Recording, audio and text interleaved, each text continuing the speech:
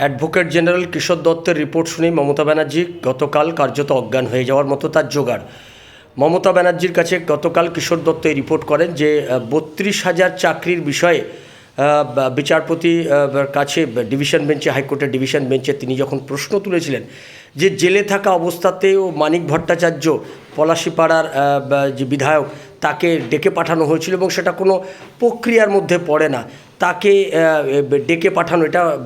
সঠিক প্রক্রিয়া ছিল না বলে তিনি মনে করছেন। সেই অবস্থায় বিচারপতিরা জানান, হাইকোর্টের বিচারপতিরা এটা জানান যে নিশ্চয়ই সেরকম কোনো উদ্বেগজনক পরিস্থিতি তৈরি হয়েছিল, তাই তাকে ডেকে পাঠানো হয়েছিল। অর্থাৎ এই যে 32,000 প্রাইমারি শিক্ষকদের দুর্নীতি, এই দুর্নীতি মামলাতে যা আগেই খারিজ করে দেওয়া হয়েছে হাইকোর্টের সিঙ্গেল বেঞ্চে, যে যাদের প্রত্যেকের চাকরি চলে গেছে,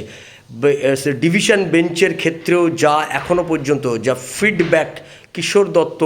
পাচ্ছেন, কিশোর দত্ত এখনও পর্যন্ত হাইকোর্টে তিনি এই মামলার শুনানি পর্বে তার যেটা মনে হয়েছে, তিনি যেটা তার ঘনিষ্ঠ মহলে বলেছেন, মমতা ব্যানার্জির কাছেও রিপোর্ট করতে গিয়ে তিনি বলেছেন যে লড়াই খুব কঠিন, এই কঠিন লড়াইয়ের শেষ পর্যন্ত কী হবে জানি না, তবে আমি আমার শেষ চেষ্টা চালিয়ে যাচ্ছি। হাইকোর্টে গোটা বিষয়টাতে যেভাবে দেখছেন, হাইকোর্টে গোটা দুর্নীতি প্রসঙ্গে হাইকোর্টের যে দৃষ্টিভঙ্গি, সেই দৃষ্টিভঙ্গিতে